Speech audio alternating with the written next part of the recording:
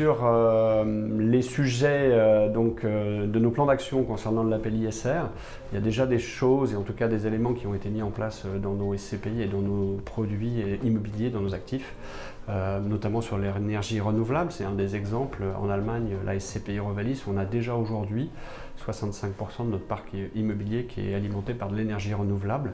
C'est une condition du décret de taxonomie pour 2030 et on est déjà à ce jour en 2022 à 65%, donc ça c'est plutôt une très bonne nouvelle. Et après, il y a des exemples effectivement qui sont assez